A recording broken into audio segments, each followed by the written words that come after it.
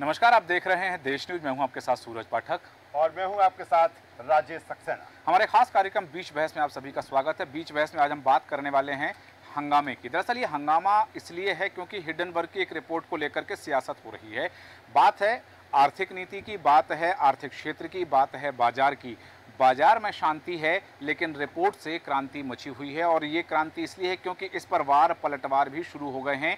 जहां एक तरफ हिंडनबर्ग की रिपोर्ट को लेकर के ये कहा जा रहा है सत्ता पक्ष की ओर से कि विपक्ष और खासतौर से राहुल गांधी उसे टूल किट की तरह इस्तेमाल कर रहे हैं इसको लेकर के, क्योंकि कंगना रनौत ने कह दिया है कि राहुल गांधी खुद जहरीले हैं। अब इस बात को लेकर के जो सियासत मची हुई है, हिंडनबर्ग की रिपोर्ट क्या है वास्तविकता, चर्चा करेंगे। बिल्कुल, और जिस तरह से हिंडनबर्ग अपनी रिपोर्ट में ये कह रहा है कि सेबी की अनिच्छा का जो कारण है अदानी ग्रुप पर, उसकी वजह यह है कि जो उसका विदेशी कोष है उसमें सेबी की जो प्रमुख हैं माधवी बुच और उनके पति का उसमें निवेश है, हिस्सेदारी है। और यही कारण है कि सेबी जो अदानी समूह पर जो कार्रवाई होना चाहिए थी वो नहीं कर रहा है। उसी के बाद पूरे देश में बवाल मचा हुआ है। तमाम सारे सवाल हैं और कहीं ना कहीं अगर राहुल गांधी के सवाल हैं तो फिर सरकार के भी तमाम सारे सवाल राहुल गांधी पर हैं। और इसी पे आज चर्चा हम करेंगे कि क्या आखिर जो कुछ हिंडनबर्ग की रिपोर्ट में है आखिर उसके मायने क्या है। अदानी ग्रुप में क्या जो सेबी की प्रमुख है उनका जो विदेशी कोष है उसमें हिस्सेदारी, तमाम सारे पहलू होंगे, तमाम सारे एंगल होंगे। सबसे पहले अपने मेहमानों से आपका परिचय करा देता हूं, तारुफ करा देता हूं, फिर इस चर्चा को हम आगे बढ़ाएंगे। हमारे साथ में विभांशु जोशी जी राजनीतिक विश्लेषक के तौर पर शामिल है, स्वागत करूंगा सर आपका। हमारे साथ में डॉक्टर शिशिर उपाध्याय जी राजनीतिक विश्लेषक, आपका भी स्वागत करता हूँ। जोगेश कुमार सिंह जी हैं अधिवक्ता और राजनीतिक विश्लेषक, जोगेश जी आपका भी स्वागत है। देवदत्त दुबे साहब वरिष्ठ पत्रकार हमारे साथ हैं, देवदत्त जी आपका स्वागत करता हूं। अशोक भटनागर जी वरिष्ठ पत्रकार हमारे साथ में, अशोक जी आपका स्वागत करता हूं। और सीए दीपक गोयल जी हमारे साथ में, दीपक जी मैं आपका भी स्वागत करता हूं। आप सभी मेहमानों का स्वागत करते हुए चर्चा की शुरुआत करेंगे और चर्चा की शुरुआत में डॉक्टर शिशिर उपाध्याय जी आपके पास आना चाहूँगा। बात है हिंडनबर्ग पर हंगामा, क्योंकि जो कुछ हुआ, पहले बात हुई कि उनका जो कोष रहा, जहाँ उनका निवेश रहा और उस निवेश की राशि को सिर्फ इसलिए वहाँ खर्च किया गया ताकि अडानी के शेयर की वैल्यू बढ़ाई जा सके। ये बात जहाँ से शुरू हुई और अब बात बहुत दूर तक निकल चुकी है। बात इसमें आ गई, राहुल गांधी कह रहे हैं कि जिस तरह से बाजार को प्रभावित करने के लिए ये कृत्य किया गया है तो जो सेबी की चेयरमैन है उनको इस्तीफा दे देना चाहिए। जब राहुल गांधी ये कहते हैं उनको इस्तीफा दे देना चाहिए, तब राहुल गांधी को जहरीला बता दिया जाता है।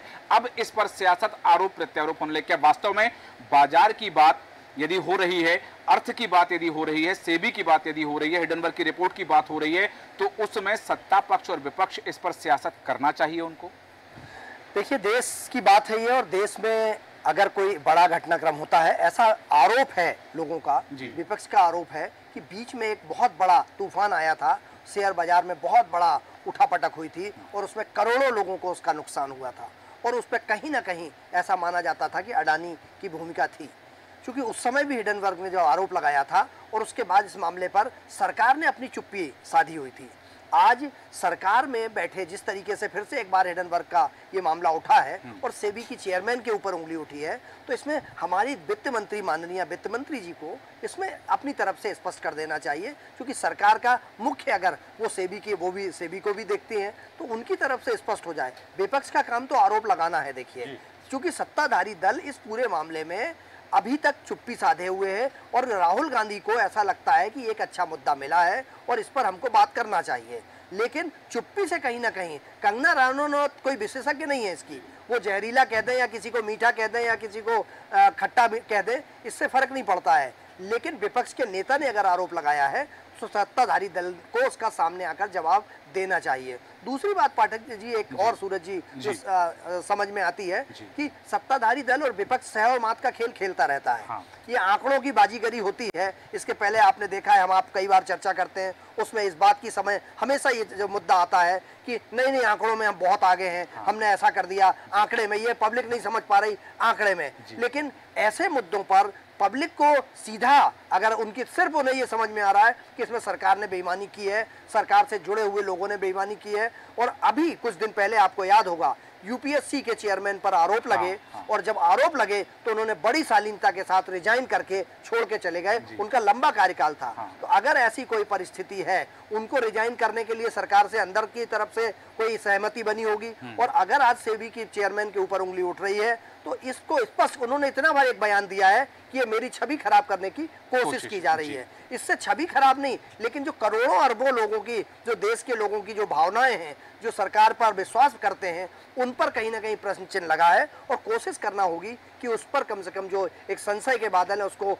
दूर करने के लिए सरकार की तरफ से पक्ष आना चाहिए। बिल्कुल सही कहा कि ये सरकार की तरफ से पक्ष आना चाहिए, क्योंकि सेबी के जो चेयरमैन हैं उनके पति का जो हस्तक्षेप रहा है अमेरिकी कंपनियों में रहा है, और विदेशों में उनकी उपस्थिति रही है, और वहाँ के बाजार पर उनकी जो प्रतिक्रियाएं सामने आई थी, क्योंकि बात यही सामने आई थी कि उनके पति के द्वारा जो निवेश किया गया वो अडानी के शेयर की कीमत बढ़ाने के लिए किया गया। तो स्पष्टीकरण आना चाहिए, जैसा कि उपाध्याय जी बेहतर बात जिस तरह से उपाध्याय जी ने कही है। और कुल मिलाकर अगर हम हिंडनबर्ग की हम बात करें तो 2017 में जिस तरह से उसकी स्थापना हुई थी, और अमूमन अभी देखा जाए तो जिन देशों की उन्होंने रिपोर्ट इस तरह की चीज़ें खंगाली हैं, उसमें अधिकतर अमेरिका की है, 2 बार चीन की रिपोर्ट्स आई, और दूसरा मौका है जो भारत का, 1 बार कनाडा का है। लेकिन सवाल इस बात को लेकर है कि वाकई जो कुछ हिंडनबर्ग कह रहा है, जो उसकी रिपोर्ट में है, उसमें कितनी सत्यता है, ये वाकई सच्चाई की तरफ ये रिपोर्ट है कि कहीं ना कहीं इसमें साजिश है। मैं सीधे दीपक गोयल जी के पास में आता हूँ। दीपक गोयल जी, किस तरह से देखते हैं इस हिंडनबर्ग की रिपोर्ट को? क्या वाकई कहीं ना कहीं लीक पोल है इसलिए ये रिपोर्ट है, या किसी तरह की कोई साजिश आपको इसके पीछे लगती है कि हिंडनबर्ग इस तरह से, क्योंकि दूसरा मौका है, पहले अदानी, और चूंकि जब अदानी का मामला आया तो सेबी ने एक नोटिस हिंडनबर्ग को भी दिया, तो ये भी कहा जा रहा है कि उस नोटिस से नाराज होकर कहीं ना कहीं हिंडनबर्ग ने फिर इस तरह की जो चीज़ की है।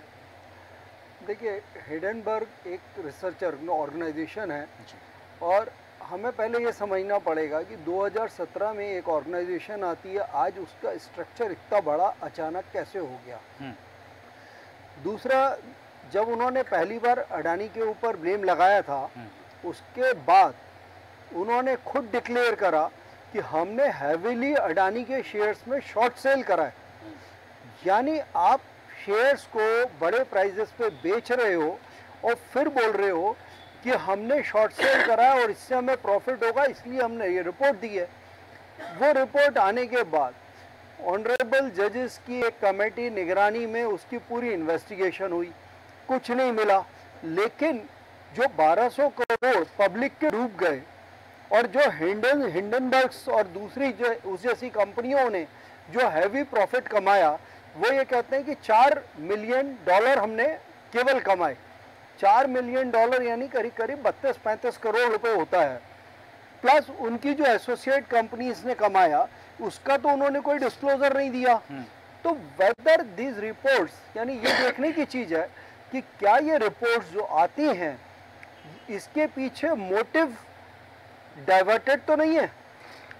आपने एक कंपनी 1200 करोड़ का नुकसान कराया देश के लोगों का, फिर आप ही ने शेयर बेच दिए, आप ही ने खरीद लिए, और अब आप कहते हो कि इंक्वायरी सही नहीं हुई।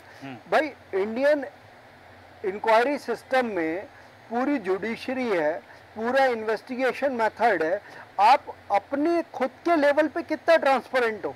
हाँ। भाई, आपकी भी तो इंक्वायरी होनी चाहिए कि आप किन किन लोगों से मिले हुए हो, और आपके ऊपर इतना भरोसा क्यों किया जाए। और इसीलिए जब ये सेकंड टाइम इशू आया कि भाई उन्होंने कहा इंक्वायरी सही नहीं हुई, तो फर्स्ट स्टेज में थोड़ी देर के लिए शेयर मार्केट में अडानी में फॉल आया, उसके बाद वो रिकवर कर गए, क्योंकि लोगों का भरोसा ही नहीं है हिंडनबर्ग पे। भाई, एक पर्टिकुलर इकोसिस्टम चल रहा है कि हिंडनबर्ग्स ने ये बोला जी। अब वो एक ऐसा ही ऑर्गेनाइजेशन है जो बताते हैं कि फूड में पाकिस्तान इंडिया से ज्यादा अच्छी रैंकिंग रखता है। हाँ। हैप्पीनेस में बांग्लादेश ज्यादा अच्छी रखता है। श्रीलंका ज्यादा अच्छी रखता है। फैक्चुअल हम सबको मालूम है। हाँ। कि ये रिपोर्ट्स, ये डाटा कैसे बनता है जी। एक 4 आदमी एक अमेरिका के किसी घर में बैठ के एक रिपोर्ट रिलीज करते हैं, और इंडिया में उसको ऐसे प्रेजेंट किया जाता है जैसे डाटा सर्वे हुआ है पूरा। तो हमें ये देखना पड़ेगा कि क्या हिंडनबर्ग्स अफेक्ट हुआ है, या उन्होंने अभी पिछले कुछ समय में अडानी के कितने शेयर शॉर्ट सेल करे हैं, उस पर एक्शन क्यों नहीं हो रहा। बिल्कुल सही कहा आपने कि ये जो पूरी प्रक्रिया है, इस प्रक्रिया में पारदर्शिता के साथ सबसे बड़ी बात जो सामने आती है वो विश्वसनीयता की आती है। और यही सवाल लेकर के विभांशु जोशी जी आपके पास आ रहा हूँ कि हिडनबर्ग की रिपोर्ट की विश्वसनीयता, पहले एक रिपोर्ट आती है, उस रिपोर्ट पर चर्चा होती है, उस पर सियासत होती है, फिर उसके बाद में एक कारण बताओ नोटिस जारी किया जाता है सेबी की ओर से, और अब जब हिडनबर्ग की एक दूसरी रिपोर्ट आती है और उस रिपोर्ट को ये कहा जाता है कि चूंकि कारण बताओ नोटिस जारी किया गया था इसलिए ये रिपोर्ट जारी की गई है, ये उसका बदला लेने के लिए। तो ये विश्वसनीयता, पहला प्रश्न कि वास्तव में हिडनबर्ग की चाहे पूर्व की रिपोर्ट की बात करें, वर्तमान की रिपोर्ट की बात करें, और वर्तमान की जो रिपोर्ट है वो क्या विश्वसनीय है, और यदि जो कहा जा रहा है कि ये कारण बताओ नोटिस का बदला लेने के लिए रिपोर्ट जारी की गई है, इस बात ये कितनी तथ्यपरक बात है? ये देखिए, सबसे पहले तो मैं ये कहना चाहूँगा कि भारत के विपक्ष के नेताओं को एक शॉर्ट सेलिंग कंपनी जो कि अमेरिका की है, हिडनबर्ग, वो एक अपनी रिपोर्ट देती है और उस रिपोर्ट पे आप संसद में हम हंगामा करते हैं और कहते हैं कि जॉइंट पार्लियामेंट्री कमेटी बना दी जाए। इससे तो ये साबित होता है कि हिडनबर्ग का जो हिडन मकसद है उसके पीछे कि बाजार को गिराना, जो कि वो स्वयं ही इस बात को स्वीकार करता है कि हमारा काम ही शॉर्ट सेलिंग है, अर्थात दुनिया के बाजारों को गिराना, जिसमें भारत का बाजार जैसा कि हम जानते हैं कि लगातार ऊंचाइयों को छूता जा रहा है। ऐसे में उसको गिराने की एक बदनीयती पूरे दुनिया के शॉर्ट सेलर में हो सकती है। तो हिडनबर्ग भी एक बड़ा शॉर्ट सेलर है जो शेयर मार्केट को गिराता है और फिर अपने शेयर शॉर्ट सेलिंग में लगाता है। इस तरीके से वहां वो पैसा कमाता है। तो ऐसी कंपनी जिसका खुद ही जांच में कॉन्फ्लिक्ट ऑफ इंटरेस्ट हो, अर्थात हितों में टकराव। हितों में टकराव क्या होता है? हितों में टकराव का मतलब होता है आप जो रिपोर्ट दे रहे हैं उसी रिपोर्ट से आपको यदि किसी तरीके का लाभ हो रहा है, इसका मतलब आपकी रिपोर्ट में कहीं ना कहीं कुछ गड़बड़ हो सकता है। तो कॉन्फ्लिक्ट ऑफ इंटरेस्ट, हितों में टकराव, और यही उल्टा आरोप, दुख की बात है कि यही उल्टा आरोप हितों में टकराव का हिडनबर्ग जो है वो सेबी की चेयरमैन मैडम माधवी बुच के ऊपर लगा रहा है। हाँ। वो ये कह रहा है हिडनबर्ग कि जो सेबी की चेयरमैन है वो चूंकि सेबी की चेयरमैन है और उन्होंने ही पिछली जांच अडानी के ऊपर करी थी, तो वहां पर कॉन्फ्लिक्ट ऑफ इंटरेस्ट इस तरीके का था कि स्वयं चेयरमैन के पति और उनका निवेश अडानी की कंपनियों में है। तो जब उनका निवेश अडानी की कंपनियों में विदेश में है तो फिर वो जांच निष्पक्ष तौर पर जांच कैसे कर सकती हैं? यहाँ पर कॉन्फ्लिक्ट ऑफ इंटरेस्ट की बात किसने करी थी? कर रहा है हिडनबर्ग, जबकि स्वयं हिडनबर्ग के काम में कार्यशैली में वो जो कार्य करता है और उसकी रिपोर्ट में कॉन्फ्लिक्ट ऑफ इंटरेस्ट है, वहां से उस रिपोर्ट से वो लाभ कमाता है। ऐसे में यदि भारत का विपक्ष उसकी रिपोर्ट को साथ देता है तो भारत की इकोनॉमी को सीधे तौर पर प्रभावित करने की एक बड़ी साजिश दिखाई देती है। क्योंकि भारत पूरे दुनिया में 5वीं अर्थव्यवस्था बन चुका है और हम पूरी तेजी से तीसरी अर्थव्यवस्था बनने की तौर पर बढ़ रहे हैं। तो ऐसे में दुनिया के बाजार के सामने भारत के बाजार को कमजोर दिखाना और भारतीय कंपनियों को, देखिए, जांच अडानी के मामले में सुप्रीम कोर्ट ने पहले जांच करी थी। सुप्रीम कोर्ट ने सीबीआई और स्पेशल कमेटी बनाने के आरोप को पूरी तरीके से झुटला दिया था। उन्होंने कहा ऐसे कोई कमेटी बिल्कुल नहीं बनाई जाएगी और सेबी स्वायत्त संस्था है, वह स्वयं ही इसकी जांच करेगी। देखिए, सेबी का मतलब बिल्कुल भी नहीं है कि उसकी अध्यक्ष ही हर चीज की जांच करती है। कोई भी संस्था में, जैसा कि प्रेमचंद जी ने कहा था कि पंच होते हैं, पंच होते हैं, अर्थात एक जांच कमेटी होती है जो उसकी काम करती है। कोई अकेला अध्यक्ष किसी जांच को प्रभावित कर देगा ऐसा माना जाना बिल्कुल भी उचित नहीं है। हिडनबर्ग ने जिस तरीके से भारतीय बाजार को गिराने के लिए 10 तारीख को जो सोशल मीडिया का दुरुपयोग किया, उसकी भी भारत की संस्था, जो जांच संस्थाएं हैं भारत सरकार की, उनको गंभीरता से लेना चाहिए। हिडनबर्ग अपने सोशल मीडिया अकाउंट में लिखता है कि भारत में कुछ बड़ा होने वाला है। अच्छा, जब वो कहेगा, ऐसी कंपनी जो शॉर्ट सेलिंग का काम करती है, जब वो ये कहेगी कि भारत में कुछ बड़ा होने वाला है, इसका मतलब वो कहीं ना कहीं गिरावट की ही बात कर रही होगी। ऐसे में उसके इस ट्वीट से उसने ये ट्वीट क्यों किया भारत को लेकर। हाँ। यदि उसे अपनी रिपोर्ट सार्वजनिक करनी थी तो भारत के प्रधानमंत्री, भारत के राष्ट्रपति को अपनी रिपोर्ट भेजता या वित्त मंत्री को रिपोर्ट भेजता, उनसे कहता कि भारत में ऐसी है, उस रिपोर्ट की गोपनीयता बनाए रखते हुए। लेकिन वो चूंकि इस रिपोर्ट, हिडेनबर्ग अपनी रिपोर्ट के माध्यम से भारतीय बाजारों से पैसा कमाना चाहता था, इसलिए उसने इस तरीके की रिपोर्ट को सार्वजनिक किया। वो रिपोर्ट करे, अच्छी बात है, लेकिन उससे लाभ कमा रहा है, ये दुर्भाग्य की बिल्कुल बात सही कहा कि यदि भारतीय अर्थव्यवस्था को प्रभावित करने के उद्देश्य से और निजी स्वार्थ के उद्देश्य से यदि ऐसा किया गया है, तो ये जहां एक तरफ आपने बात की है हितों के टकराव की, दूसरी तरफ बात कही कि ये विदेशी साजिश हो सकती है भारतीय अर्थव्यवस्था को प्रभावित करने की। बिल्कुल बिल्कुल बेहतर बात है सूरज जी। जिस तरह से अगर हिडेनबर्ग की हम बात करें तो हिडेनबर्ग की जो रिसर्च रही है, जो रिपोर्ट रही है, अमेरिका में भी कई ऐसी रिपोर्ट रही हैं जो विवादित रही हैं। हाँ। और कहीं ना कहीं जो हिडेनबर्ग है, जो उसके कर्ता धर्ता हैं, जो उसके संस्थापक हैं, वो कहीं ना कहीं सवालों के कटघरे में रहे हैं। मैं देवदत्त दुबे साहब के पास सीधे आता हूँ। देवदत्त दुबे साहब, जिस तरह से ये कहा जा रहा है कि कहीं ना कहीं इसके पीछे साजिश हो सकती है, और दूसरी तरफ जिस तरह से भारत आर्थिक क्षेत्र में तेजी के साथ आगे बढ़ रहा है और आने वाला समय जिस तरह से कहा जा रहा है कि तीसरी आर्थिक शक्ति बनेगा, क्या इसके पीछे साजिश जिसकी चर्चा हो रही है, दूसरी तरफ क्या ये भी कनेक्शन हो सकता है कि अगर हिडेनबर्ग को देखें हम तो सिर्फ अडानी उनके टारगेट में है, और कहा जाता है कि किसी देश की इकोनॉमी को गिराना है, उसकी अर्थव्यवस्था को गिराना है, तो आप उसके टॉप जो उद्योगपति हैं उनको आप टारगेट करिए। तो क्या कहीं ना कहीं इसके पीछे, या फिर राहुल गांधी जिस तरह से लगातार अडानी को लेकर टारगेट राहुल गांधी के निशाने पर, अडानी उस पर निशाने पर रहे हैं, और फिर हिडेनबर्ग के निशाने पर ये अडानी आ गए, तो कहीं ना कहीं ये भी कनेक्शन हो सकता है देवदत्त दुबे साहब? देखिए, जो दौर है ये प्रतिस्पर्धा का दौर है, और इसमें अंतर्राष्ट्रीय स्तर पर भी बड़ा उहापोह मचा हुआ है इस समय। अपने पड़ोसी देशों में जिस तरह की हलचलें मची हुई हैं, तो एक भारत में भी एक कोशिश हो सकती है कि किसी न किसी बहाने कुछ अस्थिरता, कुछ हड़कंप, कुछ ऐसे विवाद खड़े किए जाएं जिससे जो कंसंट्रेशन हो वो डिस्टर्ब हो। और कई प्रकार की साजिशें होती हैं आजकल, जो सीधे युद्ध कम होते हैं लेकिन अंदर से मार करने वाली चीज़ें ज़्यादा होती हैं।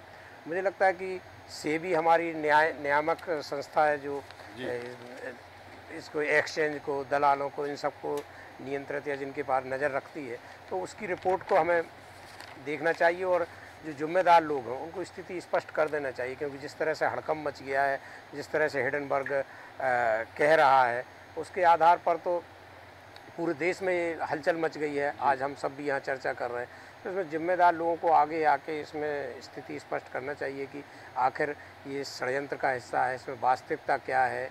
क्योंकि 2017 से ये मामले चल रहे हैं और आज 24 हो रही है, तो इतना लंबा उसकी जांच प्रक्रिया। और हिडेनबर्ग तो वैसे ही उसकी कई रिपोर्टें अमेरिका में भी बाद में उसने हल्ला मचाया, बाद में वो झूठी साबित हुई, तो उसको इतना तूल देने की ज़रूरत नहीं है। अपनी जो संस्था है भारत की नियामक सेबी, उसको आधार बनाकर और जो जिम्मेदार लोग हैं उसको जांच को आगे बढ़ा के, मुझे लगता है कि स्थिति स्पष्ट हो जाए तो इतना हल्ला तो मचाने की ज़रूरत नहीं है। कई बार ऐसा वो कहते हैं ना कि बाद में चूहे की चिंदी निकलती है, बहुत हल्ला मचता है कोई। लेकिन देवदत्त दुबे साहब, जिस तरह से सत्ता पक्ष ये कह रहा है कि आप कोलकाता में एक लेडी डॉक्टर को जिस तरह से उसके साथ दुष्कर्म होता है, फिर उसकी हत्या कर दी जाती है, वहाँ उस पर आप नहीं बोल रहे हैं। आप बांग्लादेश में जिस तरह से हिंदुओं के साथ जो कुछ हो रहा है आप उस पर नहीं बोल रहे हैं, मंदिर तोड़े जा रहे हैं उस पर आप नहीं बोल रहे हैं। और आप अगर पूरा जो विपक्ष है, खासतौर पर कांग्रेस की बात करें, राहुल गांधी की हम बात करें, जब से ये रिपोर्ट हिडेनबर्ग की आई है तब से पूरी तरीके से इस पर हमलावर है, तो ये भी कहीं ना कहीं विपक्ष पर सवाल उठ रहा है। हालांकि ये होना ये चाहिए कि जब कहीं ना कहीं देश पर इस तरह की चीज़ें होती हैं, अगर वाकई साजिश है तो उस पर जांच होना चाहिए और जांच के बाद जो चीज़ें हैं वो सामने आना चाहिए। देखिए, कोई नेता जिस बात को कहता है और उसको कहीं से भी उस पर सपोर्टिंग चीज़ें मिलती हैं तो वो तो उस पर समर्थन में रहेंगे, उस चीज़ को आगे बढ़ाएंगे। राहुल गांधी लगातार अडानी अंबानी को टारगेट किए हुए हैं। अभी उन्होंने लोकसभा में A1 A2 उनके नामकरण भी कर दिए, क्योंकि जो सदन का सदस्य नहीं होता तो उसको नाम लेके नहीं बोला जाता, तो उन्होंने A1 A2 करके कर दिया। तो अब जब हिडेनबर्ग की रिपोर्ट आई तो उनको तो लगा जैसे कि हम जो कह रहे हैं वो सही है।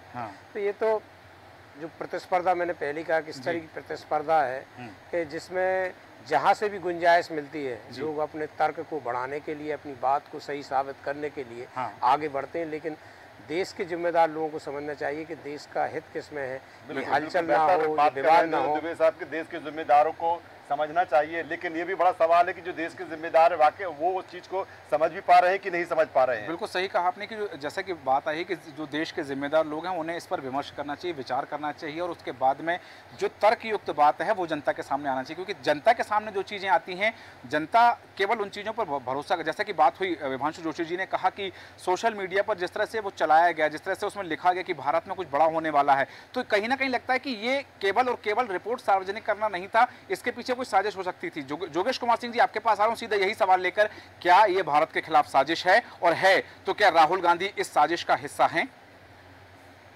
देखिए, आज जो डिबेट का टॉपिक है जी, वो रिपोर्ट पर तो है ही, लेकिन साथ में विपक्ष को इसमें इन्वॉल्व किया गया, ये बड़ा दुर्भाग्यपूर्ण है जी, और वो इसलिए करना पड़ा क्योंकि मुझे ऐसा लगता है कि राहुल जी या अखिलेश जी लोकतंत्र पे उनका विश्वास है ही नहीं, ये कुलीन तंत्र वाले लोग हैं। डेमोक्रेसी पर इनको बिलीव नहीं है, ये कुलीन तंत्र के लोग हैं। ये डायरेक्ट कुछ चीज़ों का ऐसा नहीं, कुछ चीज़ें अगर कोई रिपोर्ट, अगर हम सीधा पॉइंट पे आए कि हिंडनबर्ग की जो रिपोर्ट है वो एक वित्तीय कार्रवाइयों का जांच करने की एक एजेंसी है जो विदेशी है। अगर वो कोई अपनी रिपोर्ट मूव करती है तो उसके लिए ये सदन में या सदन के जो पक्ष विपक्ष है ये आपस में भी बात कर सकते हैं। इनको सीधे पब्लिकली ऐसा इसलिए नहीं कहना चाहिए कि इसका क्या बैड इफेक्ट होगा, ये इनको समझना चाहिए। ये समझते हैं और समझते हुए अगर ऐसा बोल रहे हैं तो फिर इनके लिए विवश होकर यही कहना पड़ेगा ना कि ये आखिर ये देश के साथ क्या करना चाहते हैं। पब्लिक का पैसा डूबेगा, देश का नुकसान होगा, ये इस चीज को नहीं समझ रहे। सेबी 1992 में सेबी को कानूनी अमली जामा किसने पहनाया? कांग्रेस गवर्नमेंट ने। आज जिसने उनको कब अमली जामा पहनाया सेबी को, आज उनको वो पजामा समझ में आ रहा है। आज उनको नहीं बिलीव हो रहा अपनी बनाए हुए स्ट्रक्चर पे। ये कॉन्स्टिट्यूशन की बात करते हैं हमेशा, ये कॉन्स्टिट्यूशन को समझते ही नहीं, ना पढ़ते हैं ना जानते हैं। लोकतंत्र का मतलब है कि आप अपनी बात को अभिव्यक्ति कर सकते हो, लेकिन आप सदन के विपक्ष के नेता हो। मेरे ख्याल से या जैसे सभी लोग जानते होंगे, एक आम जो देश के नागरिक है वो यदि विपक्ष के नेता को इतनी गंभीरता से लेता है, वो दिन याद कीजिए जब अटल बिहारी जी, स्वर्गीय अटल बिहारी जी विपक्ष के नेता थे, वो कितनी जिम्मेदारी से कोई बात को कहते थे। किसी भी बात बिल्कुल लड़िए, लड़ना उनका ड्यूटी है, लड़ना ही चाहिए, लड़ने के लिए विपक्ष बना है। लेकिन किस पॉइंट पे फॉरेन कंपनी, कोई हिंडनबर्ग है, कोई रिपोर्ट मूव करता है और उस पर आप अपनी प्रतिक्रिया या उसके बारे में कहना शुरू कर देते हैं। एक सवाल ये होता है कि जिनको इस बारे में कोई जानकारी नहीं, इस विषय को समझते नहीं हैं, जिनको इस विषय की ABCD नहीं मालूम है, वो इस पर टिप्पणियां कर रहे हैं। टिप्पणियां कर रहे हैं और जो जिम्मेदार, जैसे कि मैंने कहा, आम कोई सांसद यदि कर रहा है या कर रहे हैं तो कोई उसमें वो नहीं है, लेकिन विपक्ष के नेता के तौर पे वो एकदम सडनली आके कहे। आज अगर शेयर मार्केट बिल्कुल धड़ाम हो जाता, किसका नुकसान होता? पब्लिक का। और मेरा ये कहना है, जब ये देश अच्छा चल रहा है, परेशानियां हैं, प्रॉब्लम्स हैं लोकतंत्र में, या जो भी सरकार है, ऐसा नहीं कि सरकार बहुत सारे काम अच्छे कर रही है। जो काम गलत कर रही है उस पर बिल्कुल बोलिए, लेकिन विदेशी रिपोर्ट को ढाल बनाना, आर्म्स बनाना, हथियार बनाना, ये कौन सी बुद्धिमत्तापूर्ण? आज फॉरेन एक लाइन और बोलना चाहूंगा। आज विदेशी निवेश आने के लिए यदि मान लीजिए आपके दरवाजे पर खड़ा है, तो यदि उसको इस तरह की, ये परिवार ही है एक पूरा, पक्ष विपक्ष, सत्ता पक्ष हो या जो भी, लेकिन अगर वो इस तरह की बात करेगा तो क्या वो डाउटफुल नहीं हो जाएगा? वो निवेश करेगा क्या? FDI आएगा क्या आपके इधर? सभी वापस नहीं लौट जाएंगे। इसका नुकसान भी तो दूरगामी परिणाम होंगे। सही कहा कि यदि संदेह होता है तो संदेह में फिर भ्रम की स्थिति उत्पन्न होगी और भ्रम में स्पष्टीकरण नहीं हो पाएगा। देश का जो विकास जिस गति से चल रहा है उस गति में अवरुद्ध होने की कोशिश जरूर हो सकती है। और जो बात आई है कि जिस तरह से वो टूल, गिरिराज सिंह कह रहे हैं कि राहुल गांधी उस रिपोर्ट को टूल की तरह इस्तेमाल कर रहे हैं, तो कहीं ना कहीं उनकी बात में सत्यता नजर आती है गिरिराज सिंह के जो बयान आया है। दूसरी तरफ ये भी है सूरज जी कि अगर हिडनबर्ग की बात करें तो ये कहा जाता है कि जो निवेशक हैं कहीं ना कहीं उनकी बेहतरी के लिए क्या चीजें हैं वो कहीं ना कहीं अपनी रिसर्च में इंगित उनकी तरफ करता है। हाँ। लेकिन जो चीजें दिख रही हैं उसमें यही लग रहा है कि कहीं ना कहीं और खासतौर पर जो छोटे निवेशक हैं हाँ। ये भी कहा जाता है कि उनकी तरफ से कि उनको एक बेहतर सलाह मिले और किस तरह से उनको निवेश करना चाहिए उसको पूर्व में अपनी रिपोर्ट्स के जरिए वो पूर्व में आगाह भी करते हैं। लेकिन मेरा सीधा सवाल अशोक भटनागर जी के साथ पास में आऊंगा, क्या आपको नहीं लगता कि जो निवेशक है, हालांकि सूरज जी ने जिस तरह से कहा कि जो चीजें हो रही हैं कितना समझ पा रहे हैं लोग, क्या कर पा रहे हैं अलग बात है, लेकिन आपको नहीं लगता कि जो निवेशक है कहीं ना कहीं इस तरह की रिपोर्ट, इस तरह की चीजें, इस तरह की जो सियासत राजनीति है उनके अंदर भ्रम पैदा करती है? बात है वो मुख्य कारण है अदानी के आने के कारण। और शिशिर जी ने जो बात कही है कि राहुल गांधी विपक्ष के नेता हैं, हाँ। अगर वो कुछ बात कह रहे हैं तो सरकार को उसका जवाब देना चाहिए। वित्त मंत्री जवाब दे, प्रधानमंत्री नहीं दे। हाँ। वित्त मंत्री तो बोल सकती है ना। हाँ। देखिए ये पूरा विवाद जो है वो अदानी को लेके है। और देखिए आप पीछे मुड़ के देखिए जरा, 4 तारीख को परिणाम आना था, 2 तारीख को सर्वे आए और सर्वे के बाद एकदम बाजार उठा और दूसरे दिन एकदम गिर गया। तो जनता के बारे में तो कोई नहीं सोच रहा है, जनता से किसी को कोई मतलब नहीं है, ये राजनीतिक है।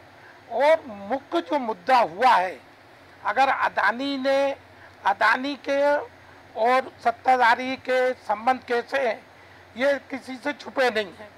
मेन कारण ये है, देखिए रिपोर्ट कौन क्या दे रहा है क्या नहीं दे रहा है ये आप जनता के विवेक पे छोड़िए ना। अपन ही क्यों उसका आंकलन कर लें कि भाई वो गलत दे रहा है। वो ये बोल रहा है कि हमें ऐसा लगता है, उसने ये नहीं कहा है कि ये हुआ है, ऐसा हो सकता है, वो ये कह रहा है, स्पष्ट कर रहा है। चल ठीक है, जिस तरह से आपने कहा कि वो एक संभावना व्यक्त करा, लेकिन जिस तरह से रिपोर्ट सार्वजनिक कर देना, कोई रिपोर्ट में लिखा तो है ना कि ये निवेश जो किया गया और उस धन का प्रयोग जो किया गया वो शेयर की कीमत बढ़ाने के लिए किया गया और उससे जनता को नुकसान हुआ। लेकिन यहाँ सबसे जी हाँ वो कि ये चीजें हो सकती है, लेकिन यहाँ सवाल उठ रहे हैं एक पद, गरिमामय पद पर बैठे हुए व्यक्तित्व पर, और वो व्यक्तित्व जिनके पति धवल की यदि हम नाम लेके जिक्र करें कि उनका उन कंपनियों से सीधा संबंध रहा है। यहाँ सबसे बड़ी बात आ जाती है डॉक्टर शिशिर उपाध्याय जी, हम भारत की राजनीति देख रहे हैं, भारत की अर्थव्यवस्था पर बात कर रहे हैं कि आज हमने चुनाव के समय देखा अमेरिका में बैठे हुए एक व्यक्ति सैम पित्रोदा एक बयान देते हैं, भारत की राजनीति में उबाल आ जाता है। आज विदेशी एक कंपनी, अमेरिका में बैठी हुई कंपनी एक रिपोर्ट जारी करती है, 2007 में भी एक रिपोर्ट जारी की थी, तब भी उस समय भारत की राजनीति में भूचाल आ गया। भारत की अर्थव्यवस्था ठीक है कि आज का हम शेयर बाजार यदि देखते हैं तो शेयर बाजार में उतना प्रभाव नहीं हुआ, लेकिन कहीं ना कहीं 15% की गिरावट दर्ज की गई है अडानी के शेयरों में। तो यदि ये चीज़ें बाहर से संचालित हो रही हैं, विदेशों में बैठे व्यक्ति भारत की राजनीति को प्रभावित कर रहे हैं, भारत के बाजार को प्रभावित कर रहे हैं, तो भारत की राजनीति, भारत की अर्थव्यवस्था कितनी सुरक्षित मानी जाए फिर? सूरज जी, कोई पुनरावृत्ति ना हो इसलिए मैं पुरानी बातों को ना करते हुए, जैसा आदरणीय अशोक जी भाई साहब ने कहा, हाँ। ये बिल्कुल यथार्थ है। हम एक चश्मे से देखते हैं सिर्फ, हाँ। राहुल गांधी को क्या बोलना है ये भाजपा बताए तय करके, तब हमारे जितने पैनलिस्ट है वो प्रसन्न रहेंगे कि नहीं वो सही वो करा, वो तय करने की बात है। अभी हमारे एक आदरणीय मित्र ये कह रहे थे कि वो उनको क्या, आपको शायद याद होगा बेफोर्स घोटाले की रिपोर्ट भी बाहर से आई थी, हाँ। और सदन 15 दिन नहीं चला था, हाँ। जिन स्वर्गीय का नाम लिया, हाँ। उन्होंने उस बेफोर्स घोटाले को ले लेके, हाँ। पूरे सदन 15 दिन नहीं चलने दिया था, हाँ। वो बहुत सम्मानीय नेता थे। विपक्ष में जब थी पार्टी 14 के पहले, भारतीय जनता पार्टी को हर चीज बहुत उचित लगती थी, क्योंकि लोकतंत्र है, हमारी अभिव्यक्ति है, हम नहीं उठाएंगे तो कौन उठाएगा। लेकिन आज अगर विपक्ष कोई बात करता है, नहीं नहीं ये तो उचित नहीं है, नहीं नहीं राहुल गांधी गलत बोल रहा है, बांग्लादेश पे उसको बुलवाओ आप, और बंगाल पे उसको बुलवाओ और कहो ये जो आप तो जी क्या ठीक है, ये हिडनबर्ग का मामला है, क्या जो कोलकाता में हुआ उस पर नहीं बोलना चाहिए? बिल्कुल बोलना चाहिए, बांग्लादेश में नहीं बोलना चाहिए। सुनिए राजेश जी, बोलना चाहिए, लेकिन मेरा कहना है कि मणिपुर में नंगा करके अगर लड़कियों को, महिलाओं को घुमाया जाता है, एक शब्द उस पर भी बोलना उचित है, देश का हिस्सा है वो, और उस पर अगर, और मैं कह रहा हूं कि ये बहुत शर्म की बात है बांग्लादेश में जो हो रहा है, बंगाल में जो हो रहा है, लेकिन नैतिकता दोनों तरफ से चलना चाहिए। मेरे एक मित्र ने अभी कहा, हम बड़ा सम्मान करते हैं, हमारे बहुत पुराने साथी हैं और प्रवक्ता के रूप में रहे हैं और जो आयोग के, बाल आयोग के पदाधिकारी रहे हैं, उन्होंने जो बात, मैं एक बात बताना चाहता हूं आदरणीय जोशी जी, कि शायद आंकड़ों की बात अगर की जाती, हमारे साथ विद्वान चूंकि सीए साहब भी हैं, एडवोकेट साहब भी हैं, आंकड़ों की जो बात की जाती है, आंकड़ों का खेल पब्लिक को समझ में नहीं आता। ये जो हुआ, इसमें आदमी का पैसा गया, 1200 करोड़ रुपए का, जैसा आदरणीय ने कहा, इतना पैसा नुकसान हुआ है, इस पर क्या सरकार की जिम्मेदारी नहीं है? अगर आंकड़ों की खेल की बात की जाती, सर ये बता दे तो इतने % विकास, इतना % मध्य प्रदेश में, अभी ये कहा जैसा कि बांग्लादेश बहुत खुश है, अगर आंकड़ों की बात की जाती तो इस सरकार में ये तय कर दिया जाता, नहीं, वो 80वें नंबर पे नहीं है हम ओलंपिक में पदक में, हम तो 1 नंबर पे पीछे से आगे आए हम। और ये कहने की क्यों नहीं कहते हैं कि सारे राजनीतिक दल के नेताओं ने इन खेलों पर कब्जा कर लिया है, इस पर कोई बात नहीं करेंगे। आज क्या स्वर्ण पदक पाकिस्तान को मिला, इस पर आपको नहीं पता कि क्यों मिला होगा?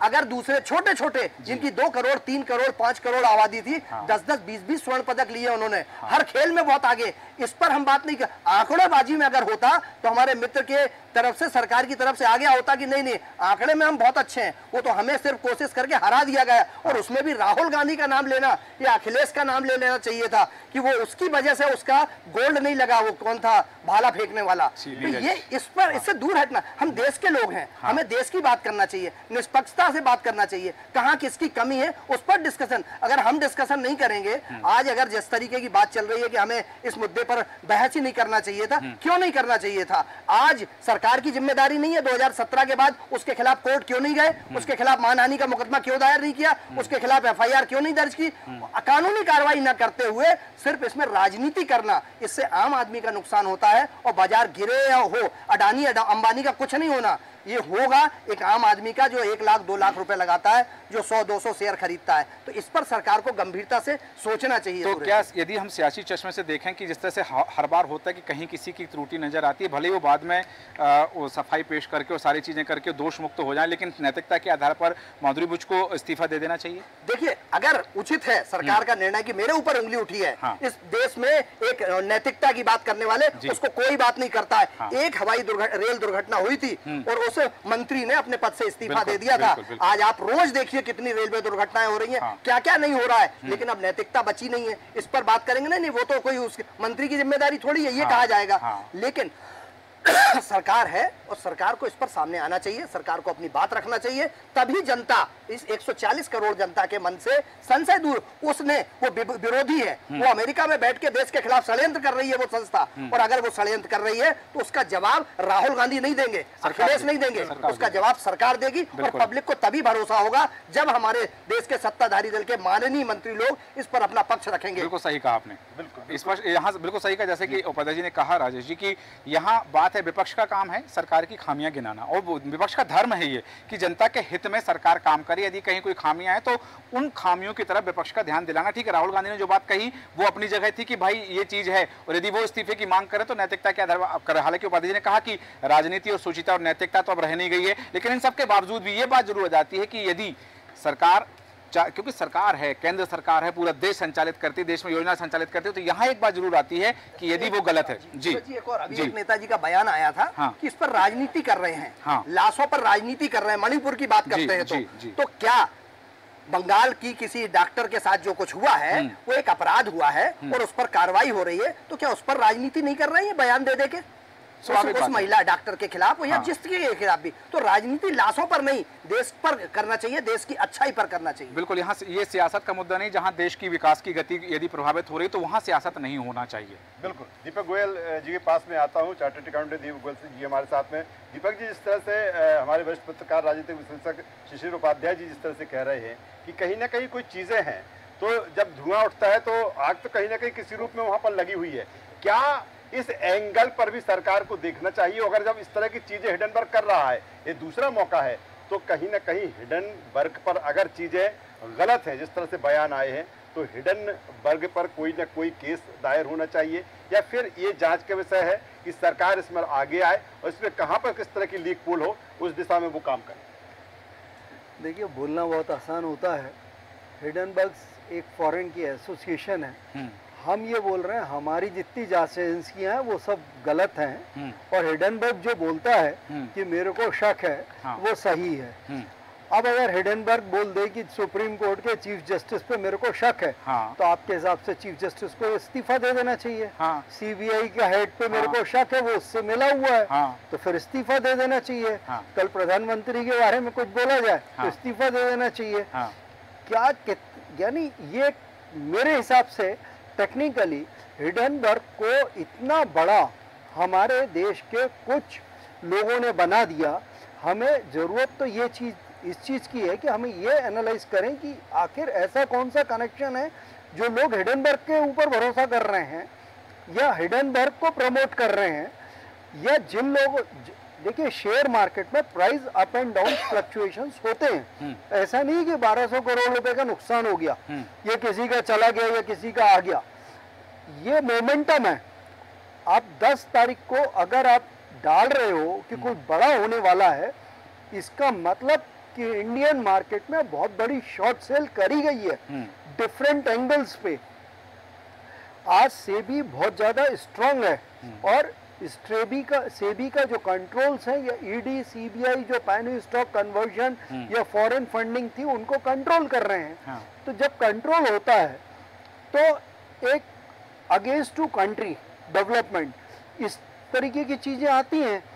तो यानी अगर आप हर ऐसे छोटे छोटे ऑर्गेनाइजेशंस का ये लोगों का जवाब देते रहोगे तो आप पूरी तरीके से जवाब ही देते रहोगे, काम तो होगा नहीं। बिल्कुल जैसे पहले होता था हमारे देश में।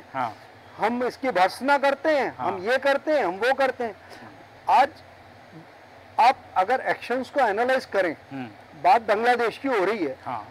3 दिन बाद बांग्लादेश में हिंदुओं ने प्रोटेस्ट करा। इतनी उनके अंदर हिम्मत कहां से आई?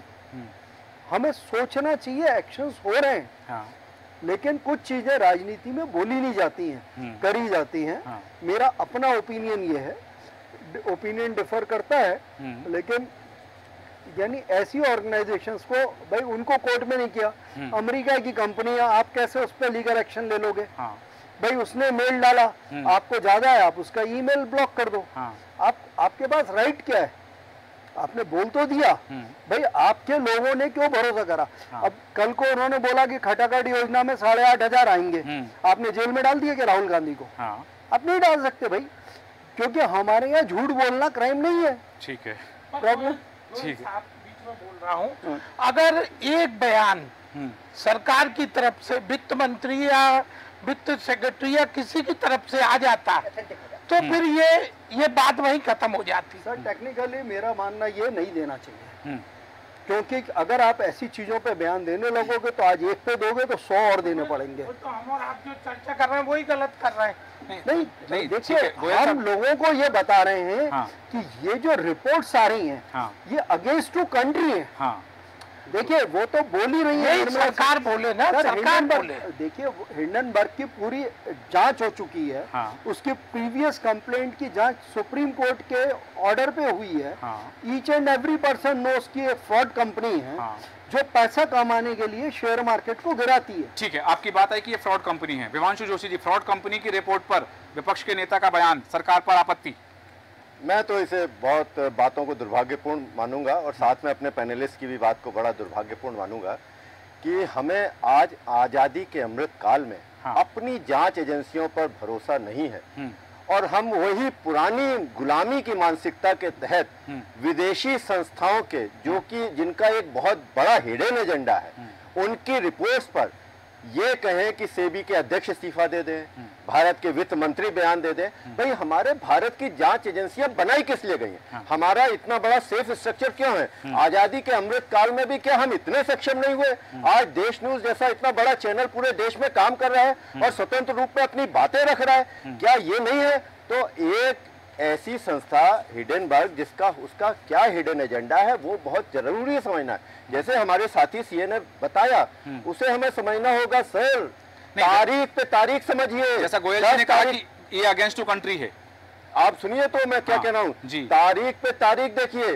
10 तारीख 10 अगस्त शुक्रवार को ये ट्वीट आता है, और सबको मालूम है शनिवार 11-12 शनिवार को ट्वीट आता है, 12 मंडे को 12 तारीख को शेयर मार्केट खुलेगा। शेयर मार्केट दो कारणों से इफेक्ट होता है, फिजिकल इंपैक्ट अर्थात शेयर की वास्तविक स्थिति, और इमोशनल इफेक्ट जो भावनात्मक तौर पर शेयर मार्केट में लोग निवेश करते हैं, उनकी भावनाओं को 2 दिन तक सीधे तौर पर हिडन एजेंडा के तौर पर प्रभावित किया गया। ये दुर्भाग्यपूर्ण है। विभांशु जी, विपक्ष तो ये कह रहा है कि सरकार को ये मालूम था कि ऐसी रिपोर्ट आ रही है, इसलिए संसद की कार्यवाही अनिश्चितकाल तक के लिए स्थगित कर दी। वो चूंकि ट्वीट आया ना, वही तो मैं कह रहा हूं कि ये हमारी देश की संसद को भी उस बाजार के गिरावट में शामिल करने की कोशिश करी गई। ये दुर्भाग्यपूर्ण। देखिए मेरा जब ये बोल रहे थे तो मैं नहीं बोल रहा था, जब ये बोल रहे थे मैं बिल्कुल नहीं बोल रहा था। बिल्कुल ये बात हमें समझनी पड़ेगी। हिडेनबर्ग का hidden agenda, conflict of interest की बात करिए ना, हितों में टकराव की बात करिए। भारत में हितों में टकराव आपत्तिजनक है। हिडेनबर्ग जैसी कंपनी जो कि शॉर्ट सेलिंग का काम करती है, वो 10 तारीख को ट्वीट करती है और सोशल मीडिया में कि भारत में कुछ बड़ा होने वाला है। शेयर मार्केट सोमवार को गिरता है और अडानी के शेयर आपने देखा कि कितनी तेजी से नीचे आए, वापस रिवर्स हुए। तो कहीं ना कहीं शॉर्ट सेलिंग से किसी ना किसी व्यक्ति ने विशेष तौर पे भारत में कमाया है। उसमें ये दुर्भाग्यपूर्ण है। जांच हो, कार्रवाई हो, लेकिन भारत की बहुत सारी एजेंसी है। आज हमारे भारत के जजेस जो हैं पूरे दुनिया में बड़े बड़े इंटरनेशनल कोर्ट्स में जाकर बैठे हैं, यहाँ से रिटायर होते हैं इंटरनेशनल कोर्ट्स में जाते हैं। हम अपनी जांच एजेंसियों पर भरोसा करें, उनके लिखे। यही जो आज विपक्ष है, एक समय में जब पक्ष था तो सीएजी की रिपोर्ट जो कि भारत की सरकार की रिपोर्टें हुआ करती थी, उनको झुठला दिया करता था। वही विपक्ष आज विदेशी कंपनी की जांच एजेंसी की रिपोर्ट को स्वीकार करने की बात करता है। ये दुर्भाग्यपूर्ण है। जांच हो, मैं नहीं कहता हूं कि जांच नहीं होनी चाहिए, जांच हो, लेकिन विदेशी कंपनी के हिडन एजेंडा को भी हमें समझना होगा। ठीक है, तो ये सीधे कहा जा सकता है कि एक मौका मिला। जी जी जी सीएनजी की रिपोर्ट आई थी, उसके बाद बीजेपी की सरकार बनी। आपने 10 साल में क्या किया? विपक्ष का काम है उसे जो भी दिखता है वो सरकार पे आरोप लगाएगी। ये विपक्ष का काम है। आगे बढ़ेंगे। देवदत्त दुबे साहब, सीधा सवाल, जो जांच की बात विभांशु जी भी कह रहे हैं, क्या जिस तरह से विपक्ष ने जेपीसी जांच की मांग की है, क्या होना चाहिए? देखिए, जांच करने में क्या दिक्कत, जांच हमेशा होनी चाहिए। कि सरकारें इसलिए होती हैं या जो व्यवस्था है पूरी इसलिए है, दुविधा और द्वंद्व क्यों? जांच होनी चाहिए और सही तस्वीर देश के सामने आना चाहिए। क्योंकि आज आप तो चर्चा कर रहे हैं, लेकिन जिन लोगों का पैसा लगा है, जिनका डूबने की संभावना है, उनको कैसा लग रहा होगा। और एक तरह से देश की छवि का भी सवाल है। तो इसमें तो जांच होना चाहिए और सरकार को अपना स्पष्टीकरण देना चाहिए। उसमें क्या दिक्कत है कि सही बात कहने के लिए तो सरकार है और देश का पक्ष रखने के लिए सरकार है।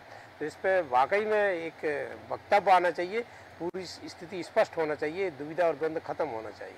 ठीक है, बिल्कुल सही कहा आपने कि एक वक्तव्य आना चाहिए, जनता को विश्वास हो सके और खासतौर से उन निवेशकों को, चाहे वो छोटे निवेशक जिन्होंने शेयर बाजार में पैसा लगाया है, उनकी यदि कोई दुविधा है तो यदि सरकार की ओर से, जैसे कि चर्चा की शुरुआत में ही बात आई थी कि प्रधानमंत्री ना बोलें, गृह मंत्री ना बोलें, वित्त मंत्री एक बयान जारी कर दें उस रिपोर्ट के संदर्भ में और बाजार के संदर्भ में कि वास्तविकता क्या है। या फिर जैसे कि हम कई बार देखते हैं कि बाजार से कोई चीज प्रभावित होती है, यदि बाजार प्रभावित हो रहा है तो आरबीआई के द्वारा कई बार कोई बयान जारी होता है, तो ऐसा हो जाना चाहिए। लेकिन यहाँ सबसे बड़ी बात यह आ रही है कि अभी तक विपक्ष की ओर से बयान आ रहे हैं और विपक्ष में जो नेता बोल रहे हैं, खासतौर से राहुल गांधी, उनके ऊपर पलटवार किया जा रहा है व्यक्तिगत तौर पर कि वो जहरीले हैं, जो भी है। जिस तरह से इस रिपोर्ट के संदर्भ में बात नहीं आ रही, लेकिन जोगेश कुमार सिंह जी, आपके पास आ रहा हूं, कम शब्दों में आपकी प्रतिक्रिया चाहूंगा समय की सीमा को देखते हुए।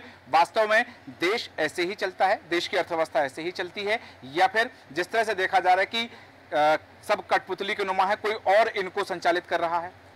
देखिए, देश तो चल ही रहा है, अच्छा चल रहा है और आगे भी चलेगा ईश्वर की कृपा से।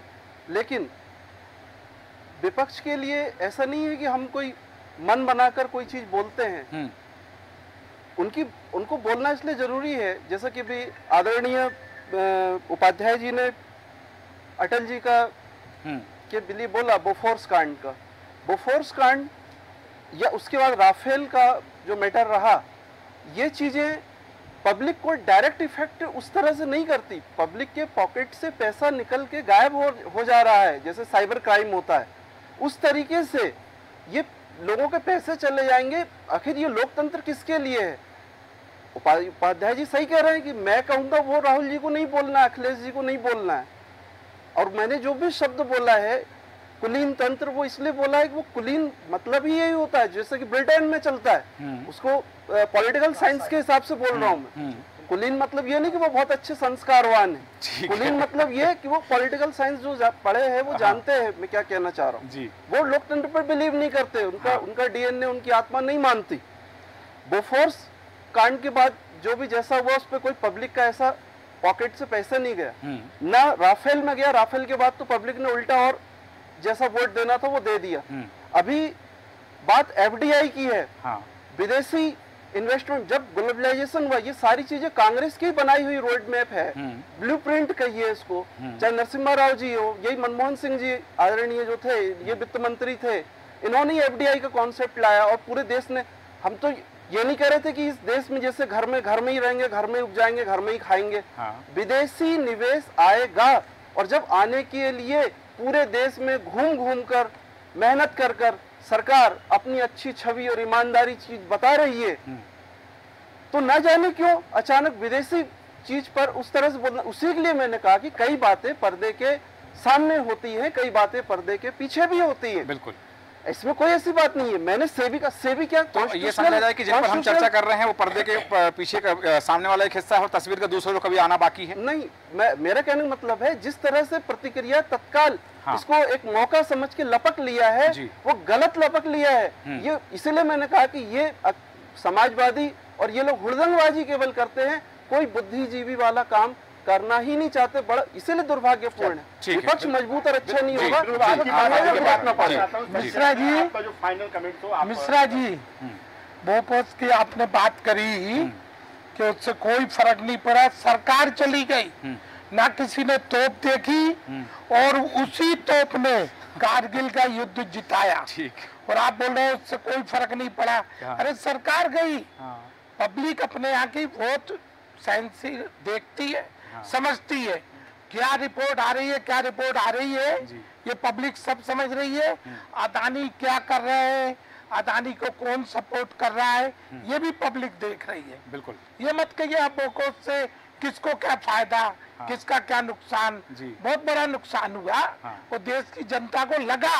उसने विपक्ष को गंभीरता से लिया और उसी विपक्ष को अभी 1 महीने पहले लोकसभा के चुनाव में भारत की जनता ने फिर गंभीरता से लिया। नतीजा ये हुआ कि इस पर सहमत नहीं। ठीक है, चलिए, जिस तरह से आपने कहा कि जो मुद्दे उठते हैं जनता के बीच आते, जरूरी नहीं कि जनता का सीधा जुड़ाव हो, लेकिन यदि जनता के मुद्दे की बात है, देश के हित की बात है, तो जनता उस पर अपना निर्णय जरूर लेती है। वो निर्णय किसी भी रूप में हो सकता है, या हो सकता है कि जनता आज अपना निर्णय सुनाने की स्थिति में ना हो तो वो इंतजार करे उचित समय का। बिल्कुल बिल्कुल सूरज जी, और हिडनबर्ग पर जिस तरह से हंगामा है और जो इस चर्चा में तमाम सारी चीज़ें, तमाम सारे एंगल है, और अगर कहीं शक की सुई है तो उस दिशा में फिर जांच भी होना चाहिए और सरकार को भी आगे आके अपना पक्ष रखना चाहिए कि नहीं इस तरह की चीजें, क्योंकि सरकार से बेहतर इन चीजों को जनता के सामने नहीं रख सकते। बिल्कुल सही कहा कि एक ऐसा विश्वसनीय बयान, एक ऐसी विश्वसनीयता, हालांकि जैसा जोशी जी ने कहा कि जरूरी नहीं कि विदेश की किसी रिपोर्ट पर आकर के हम अपनी प्रतिक्रिया दें। एक पर देंगे तो जैसा कि और मेहमानों ने कहा कि एक पर देंगे तो 100 और खड़ी हो जाएंगे जिन पर हमको प्रतिक्रिया देना लाजमी हो जाएगा, अनिवार्य हो जाएगा। शायद इसलिए उस बात को नकारा गया, लेकिन विपक्ष ने जो बात आई है कि उसकी पूरी स्टडी की है कि वास्तव में इसमें दोषी कोई है, इसकी विश्वसनीयता कितनी है, उसके बावजूद यदि सामने आ जाना और सीधा आरोप लगा देना, इस पर भी सवाल खड़े होते हैं कि वो उसकी स्टडी कर लेना चाहिए था ताकि देश में जो वातावरण है उस वातावरण को प्रभावित ना किया जा सके। हालांकि बिंदु और हैं जिन पर हम चर्चा कर सकते हैं, पर समय हमें अनुमति नहीं देता, इसलिए चर्चा को विराम देंगे। आप सभी मेहमानों का, योगेश कुमार सिंह जी, विभांशु जोशी जी, डॉक्टर शिशिर उपाध्याय जी, देवदत्त दुबे जी, अशोक भटनागर जी और साथी गोयल साहब, आपका बहुत बहुत धन्यवाद चर्चा में शामिल होने के लिए। कल फिर इस ज्वलंत मुद्दे के साथ होगी आपसे मुलाकात।